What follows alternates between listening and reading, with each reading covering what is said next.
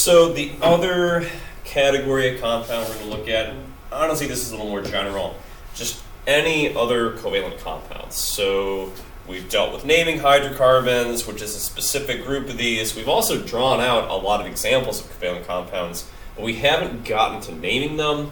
And so, thing to be aware of here, we can look at this definition. So, covalent compounds, they have bonds that are between two nonmetals. So this is only for things that are nonmetals, nonmetals only. We've done all the stuff with ionic compounds before. This is just for nonmetals alone. And there are all these rules that are listed here, but we can simplify this. Don't worry too much about rule number 1, since the element with the lower group number is written first. In the cases that we're going to deal with, you'll know what's written first. It's going to be given to you. It's there, you can look at it, but it's not super important.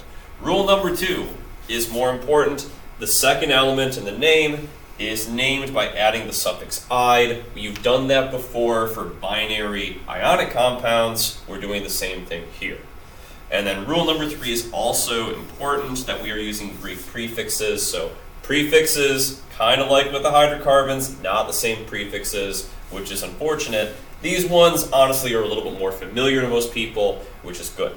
But anyway, Greek prefixes are used to indicate the number of atoms of each nonmetal element in the chemical formula.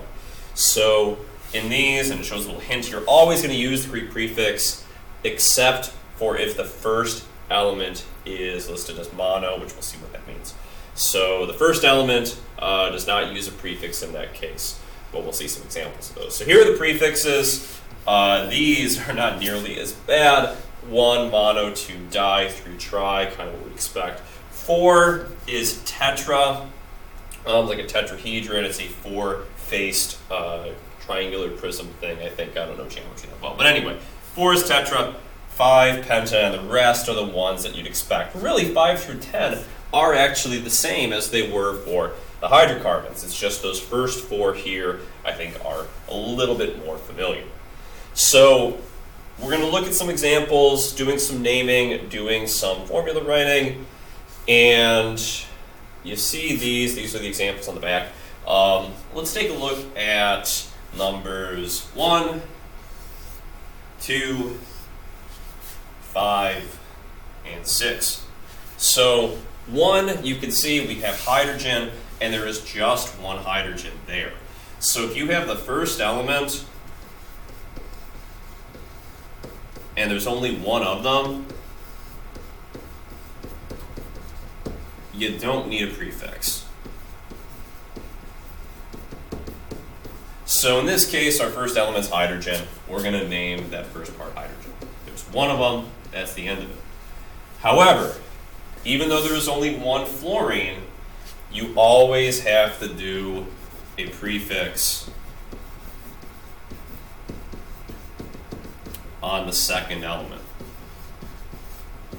Regardless of how many, even if there's one, there is one fluorine here, prefix for one is mono, and we're going to add that ending, because it's part of a compound, that fluoride ending, so hydrogen monofluoride. Okay, second one, they're still starting off with hydrogen.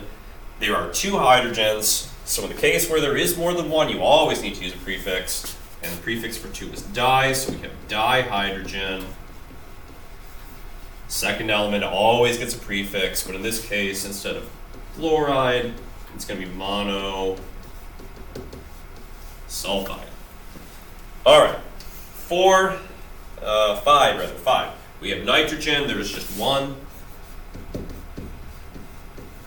So we can just call it nitrogen, but in this case, there are 2 oxygens. So that's going to be nitrogen di as a prefix, dioxide, carbon dioxide, that would just replace the nitrogen, carbon. And then 6, last one that we'll look at here, there are 2 nitrogens, so we need the prefix, it'll be dinitrogen.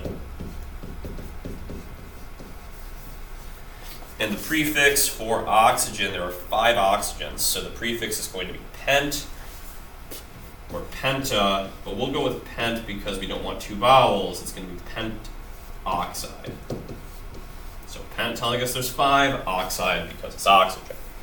And that's pretty much it. You could try out the rest on your own, but these are the rules that we follow when naming these covalent compounds. Formula writing, I think it's one of the easiest possible things. So we'll look at the first 3 of these, 11, 12, 13.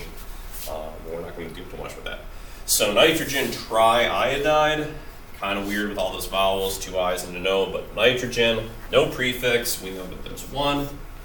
And then triiodide, there's going to be 3, and in this case, iodide would be iodine. So there should be 3 iodines bonded to this, pretty easy.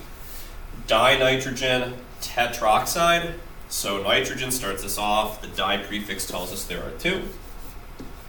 And tetra is implying that there are 4 oxides oxygens. So tetra might be one of the weird ones. You may have not heard of tetra as a prefix before, but it is for the number 4.